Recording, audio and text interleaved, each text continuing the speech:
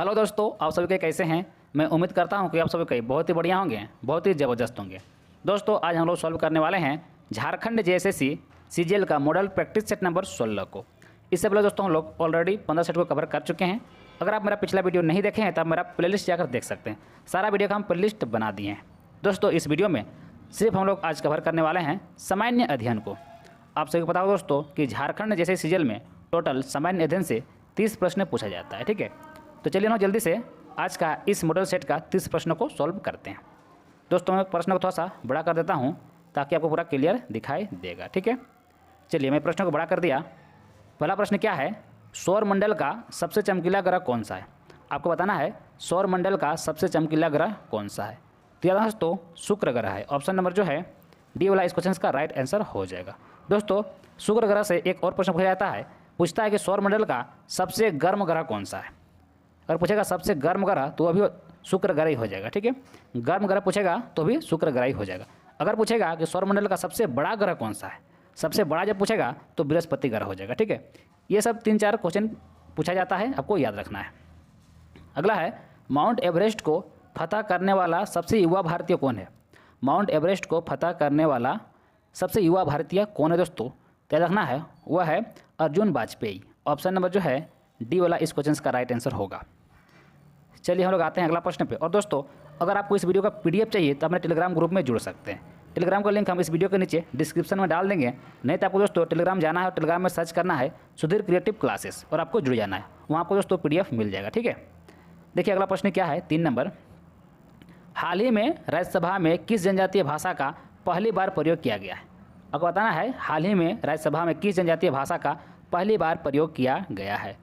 तो यार दोस्तों संथाल भाषा का। ऑप्शन नंबर जो है डी वाला इस क्वेश्चन का राइट आंसर हो जाएगा। नेक्स्ट प्रश्न हम लोग आते हैं अगला प्रश्न पे। निम्न में से सबसे बड़ी पर्वत श्रृंखला कौन सी है। सबसे बड़ी पर्वत श्रृंखला कौन सी है। तो यार दोस्तों एंडीज है, एंडीज पर्वत। ऑप्शन नंबर जो है सी राइट आंसर हो जाएगा, तो एडीज। चलिए हम लोग आते हैं अगला प्रश्न पे। दोस्तों जैसे कि आप सभी को पता होगा कि हम आप लोग से बहुत ही कम समय लेकर प्रैक्टिस सेट करवाते हैं। दोस्तों इस वीडियो में भी हम ज़्यादा आप लोगों से समय नहीं लेंगे, मात्र 10 से 12 मिनट ही समय लेंगे, उससे ज़्यादा समय आप लोग से हम नहीं लेंगे। ठीक है, हम कोशिश करते हैं कि छोटा छोटा वीडियो बनाकर आप लोगों को प्रैक्टिस सेट कराया जाए, क्योंकि दोस्तों आप लोगों के पास बहुत ही कम समय होगा, क्योंकि आप लोग को बहुत सब्जेक्ट पढ़ना है। ठीक है, आप लोग मेरे साथ मात्र 10 मिनट 15 मिनट बने रहिए, उतना में ही हम दोस्तों आप लोग को प्रैक्टिस सेट पूरा क्लियर कर देंगे। ठीक है, चलिए अगला प्रश्न आते हैं 5 नंबर पर। निम्नलिखित में से कौन सा क्षेत्र टोडा जनजाति का मूल निवास क्षेत्र है। टोडा जनजाति का मूल निवास क्षेत्र है तो दोस्तों नीलगिरी पहाड़िया का। ऑप्शन नंबर जो है इस क्वेश्चन का पहला वाला राइट आंसर हो जाएगा, नीलगिरी पहाड़िया।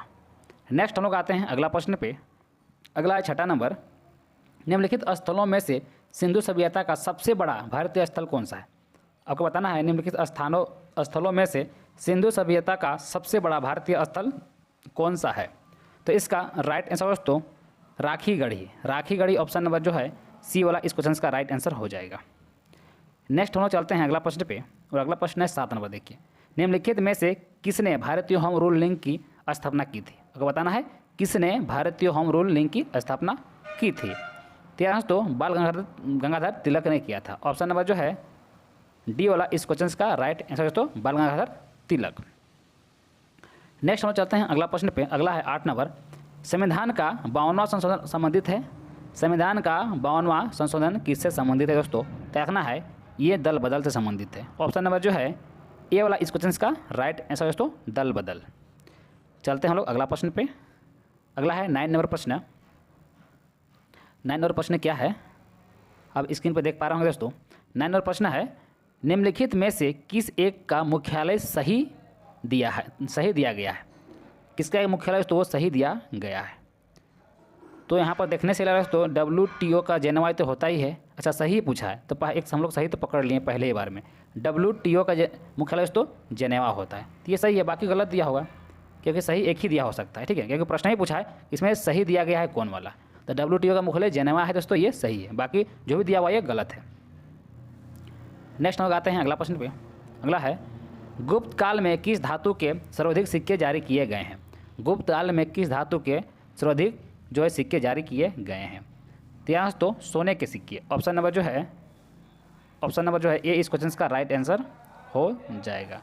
दोस्तों भारत में सबसे पहले हिंद यूनानियों ने ही सोने के सिक्के जारी किए हैं। ठीक है, अगला है दक्षिण भारत की सबसे ऊंची चोटी कौन सी है? आपको बताना है दक्षिण भारत की सबसे ऊंची चोटी कौन सी है। तो यहाँ दोस्तों सबसे ऊंची चोटी अनाई मुंडी है। अनाई मुंडी ऑप्शन नंबर जो है ये राइट आंसर है दोस्तों, अनाई मुंडी। ठीक है दोस्तों, अनाई मुंडी दक्षिण भारत की सबसे ऊंची चोटी है। नेक्स्ट हम लोग आते हैं अगला प्रश्न पे, और अगला है 12 नंबर। दोस्तों यहाँ पूछ रहा है निम्न युग्मों में कौन सुमेलित नहीं है, यानी कौन गलत दिया वही पूछा जा रहा है। ठीक है, पहला दोस्तों एक तरफ दिया है देश, एक तरफ दिया है मुद्रा। तो पहला में दिया है जापान, जापान का येन, ये तो बिल्कुल सही है, जापान का मुद्रा तो येन ही है।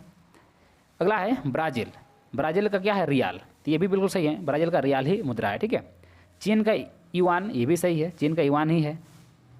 और 4 में दिया इजराइल, तो इजराइल का दोस्तों डॉलर, ये गलत है, डॉलर नहीं दोस्तों, इजराइल का जो है इजराइल का नई सेकेल होता है ना, मैं लिख देता हूँ नई सेकेल इजराइल का मुद्रा है। नीचे दिया है दोस्तों कूट में दिया केवल 3, केवल 4, सी में दिया है 3 और 4, और डी में दिया है 2, 3 और 4। दोस्तों यहाँ पर केवल 4 वाला गलत हुआ है ना, यानी ऑप्शन नंबर जो है बी वाला राइट आंसर हो जाएगा दोस्तों, केवल 4 जो है वो गलत दिया हुआ है। ठीक है, चलिए हम लोग आते हैं अगला प्रश्न पे। अगला है 13वां प्रश्न। देखिए 13वां प्रश्न है निम्नलिखित में से किसने विभिन्न विषयों में 2 नोबेल पुरस्कार प्राप्त किए हैं? विभिन्न विषय में 2 नोबेल पुरस्कार प्राप्त किया है। क्या है दोस्तों? Madam Curie. ऑप्शन नंबर जो है डी वाला इस क्वेश्चन का राइट आंसर दोस्तों मैडम क्यूरी। ठीक है, मैडम क्यूरी को वर्ष 1903 में, कब? 1903 में भौतिक के क्षेत्र में तथा 1911 में रसायन के क्षेत्र में नोबेल पुरस्कार मिला है, यानी इनको 2 बार मिला है।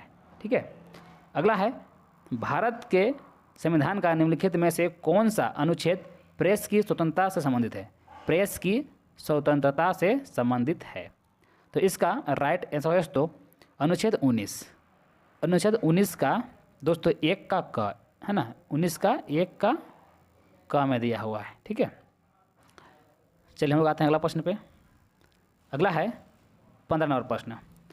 प्रश्न दोस्तों 1950 ईस्वी में शिवाजी ने किस मुगल सेनानायक के साथ प्रसिद्ध पुरंदर की संधि का हस्ताक्षर किए थे? तो इसका राइट आंसर दोस्तों जय सिंह। ऑप्शन नंबर जो है पहला वाला इस क्वेश्चन का राइट आंसर दोस्तों जय सिंह। नेक्स्ट हम लोग चलते हैं अगला प्रश्न पे। अगला है 16 नंबर प्रश्न। प्रश्न क्या है? आंतरिक क्रोड पृथ्वी का सबसे भीतरी भाग किस धातु का बना होता है? किस धातु का बना होता है? यहाँ दोस्तों निकेल और लोहा का बना होता है। ऑप्शन नंबर जो है पहला वाला राइट आंसर हो जाएगा। चलिए हम लोग चलते हैं अगला प्रश्न पे। 17 नंबर प्रश्न है। प्रश्न दोस्तों क्षेत्रफल की दृष्टि से भारत का सबसे छोटा राज्य कौन सा है? भारत का सबसे छोटा राज्य कौन सा है? तो दोस्तों गोवा। गोवा दोस्तों भारत का सबसे छोटा राज्य। इसका जो क्षेत्रफल है, इसका जो विस्तार दोस्तों वो है मात्र 3702 वर्ग किलोमीटर। 3702 वर्ग किलोमीटर है मात्र इसका क्षेत्रफल यानी विस्तार। ठीक है, अगर पूछेगा क्षेत्रफल की दृष्टि से सबसे बड़ा राज्य कौन सा है, तो ये आप लोग कमेंट कीजिएगा कि भारत का सबसे बड़ा राज्य कौन सा है। ठीक है, हम जानना चाहते हैं कि आप लोग कितना कोई जानते हैं कि भारत का सबसे बड़ा राज्य कौन सा है। ठीक है, अगला है 18 नंबर। भारत के किस शहर को उद्यान शहर यानी गार्डन सिटी कहा जाता है? कौन सा शहर कहा जाता है दोस्तों? तो रखना है बेंगलुरु कहा जाता है। ऑप्शन नंबर जो है बी राइट आंसर दोस्तों बेंगलुरु। नेक्स्ट हम लोग आते हैं अगला प्रश्न में। अगला है 19 नंबर प्रश्न दोस्तों काजीरंगा राष्ट्रीय पार्क भारत के किस राज्य में है? काजीरंगा राष्ट्रीय पार्क भारत के कौन सा राज्य में है? तो दोस्तों काजीरंगा राष्ट्रीय पार्क जो है दोस्तों ये असम में है। ऑप्शन नंबर जो है सी वाला इसका राइट आंसर हो जाए दोस्तों असम हो जाएगा। ठीक है, कुछ आप लोग याद रख लीजिएगा, जैसे कि यहाँ पर उत्तराखंड दिया हुआ है, तो यहाँ से सबसे जो पॉपुलर जो राष्ट्रीय पार्क हुआ है दोस्तों राजाजी राष्ट्रीय पार्क। ठीक है, राजाजी राष्ट्रीय पार्क यहाँ सबसे पॉपुलर है। इस तरह उत्तर प्रदेश में देखिएगा दुधवा राष्ट्रीय पार्क। दुधवा राष्ट्रीय पार्क आप लोग को पड़ेगा उत्तर प्रदेश में। उसी तरह दोस्तों यहाँ पर पश्चिम बंगाल में कौन सा है? तो सुंदरवन राष्ट्रीय पार्क है पश्चिम बंगाल में। तो कुछ इंपॉर्टेंस राष्ट्रीय पार्क है सबको आप लोगों को याद कर लेना है। ठीक है, बाकी दोस्तों आप लोग कमेंट कर सकते हैं कि किस किस टॉपिक से आप लोग को वीडियो चाहिए, क्योंकि दोस्तों आप लोग का कमेंट देखकर ही हम वीडियो बनाते हैं। ठीक है, और दोस्तों सभी वीडियो को लाइक ज़रूर कीजिएगा दोस्तों, क्योंकि आपका लाइक देखकर ही हम वीडियो को बनाते हैं और हमें एक खुशी मिलता है कि चलो आप लोग मेरा वीडियो को पसंद कर रहे हैं। इससे एक तरह से हमें मोटिवेशन मिलता है कि हम लोग चलो वीडियो बनाते हैं, बच्चे को पसंद आ रहा है। ठीक है, तो आप लोग ज़रूर कमेंट करके और लाइक करके हमें मोटिवेट कीजिएगा। ठीक है, अगला है मुगल राजवंश के अंतिम शासक कौन थे? मुगल राजवंश के अंतिम शासक कौन थे? तेरह दोस्तों, जो अंतिम शासक थे वो थे बहादुर शाह जफर। ऑप्शन नंबर जो है ये वाला राइट आंसर हो जाएगा। चलिए हम लोग आते हैं अगला प्रश्न पे। अगला है देखिए 21 नंबर, किस दिन को अंतर्राष्ट्रीय अहिंसा दिवस के रूप में मनाया जाता है? तो दिन दोस्तों 2 अक्टूबर। 2 अक्टूबर ऑप्शन नंबर जो है इस क्वेश्चन का 2 अक्टूबर ऑप्शन नंबर सी में दिया हुआ है, 2 अक्टूबर। नेक्स्ट हम लोग चलते हैं अगला प्रश्न पे, और अगला है राजीव गांधी अंतर्राष्ट्रीय विमानपत्तन कहाँ स्थित है? कहाँ पर स्थित है? तो ये हैदराबाद में। कहाँ? तो हैदराबाद। ऑप्शन नंबर जो है देखिए, ऑप्शन नंबर जो है हैदराबाद डी में दिया हुआ है। ऑप्शन नंबर डी में हैदराबाद दिया हुआ है। नेक्स्ट लोग आते हैं अगला प्रश्न पे, 23 नंबर, निम्न में से कौन सा फुटबॉल से संबंधित है? कौन सा फुटबॉल से संबंधित है? ठीक है, ड्यूरेंड कप ये तो फुटबॉल से संबंधित नहीं है दोस्तों। CDM कप ये भी फुटबॉल से संबंधित नहीं है। संतोष ट्रॉफी फुटबॉल से संबंधित नहीं है। दिलीप ट्रॉफी फुटबॉल से संबंधित है। ठीक है, यहाँ क्या पूछा? निम्न में से कौन सा फुटबॉल से संबंधित है? 23 नंबर।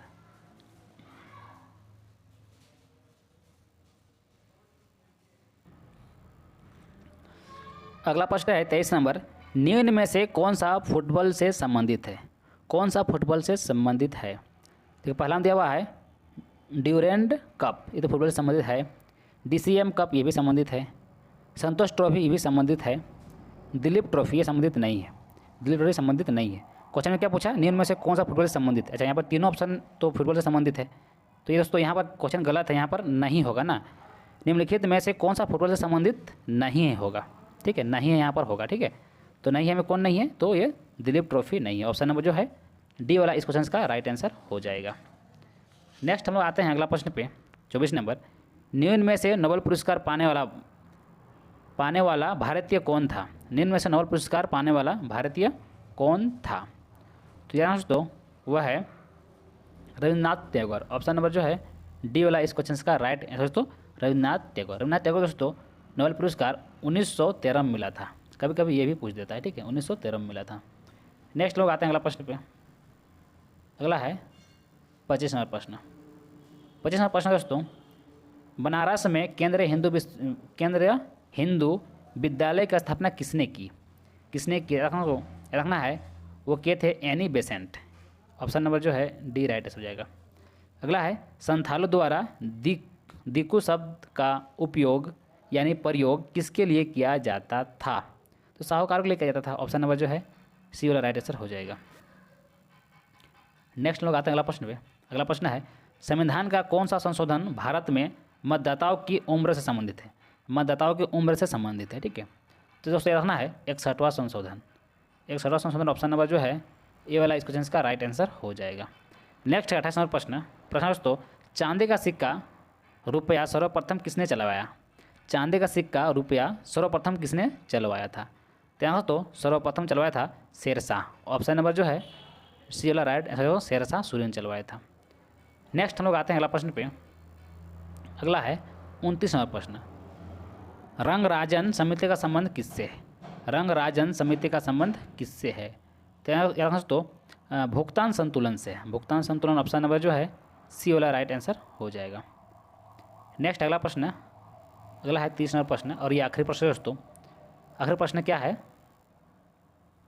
सूची 1 को सूची 2 से सम्मिलित कीजिए। ठीक है, सूची 1 को सूची 2 से सम्मिलित करना। एक तरफ दिया हुआ है देश और दूसरी तरफ दिया हुआ है संसद का नाम। तो चलिए हम लोग इसको मिलान करते हैं। देखिए पहला में दिया हुआ दोस्तों अफगानिस्तान। तो अफगानिस्तान का संसद का नाम दोस्तों शोरा होता है। शोरा, तो ये क्या जाएगा 1 का 4 में आ जाएगा। जापान का दोस्तों डाइट होता है, यानी ये आ जाएगा 3 में। नॉर्वे का दोस्तों नॉर्वे का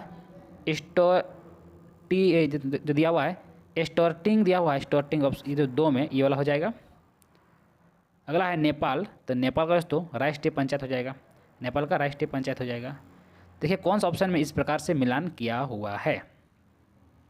1 का दोस्तों 4, तो 1 का 4 तो तीनों में है। ठीक है, अगला है बी का 3, तो बी का 3 तो एक ही में दिया हुआ है, बाकी में दिया हुआ नहीं है।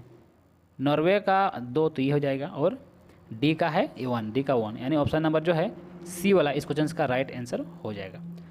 तो दोस्तों हम उम्मीद करेंगे कि ये प्रैक्टिस सेट आप सभी को बहुत ही अच्छा लगा होगा। दोस्तों ये प्रैक्टिस सेट आपके एग्जाम के लिए काफ़ी हेल्पफुल रहेगा। दोस्तों आप लोग पर डे प्रैक्टिस सेट मार के देखिए, उसके बाद देखिए कितना नंबर आप लोग का बढ़ता है। ठीक है, काफ़ी इंक्रीज आप लोग को देखने को मिलेगा। तो दोस्तों हम उम्मीद करेंगे कि प्रैक्टिस सेट बिल्कुल अच्छा लगा होगा, और अच्छा लगा तो वीडियो को लाइक जरूर कीजिएगा, और पहला बार मेरे चैनल में आए होंगे चैनल जरूर सब्सक्राइब कर लीजिएगा। ठीक है, चलिए मिलते हैं नेक्स्ट वीडियो में, तब तक के लिए थैंक यू, जय हिंद।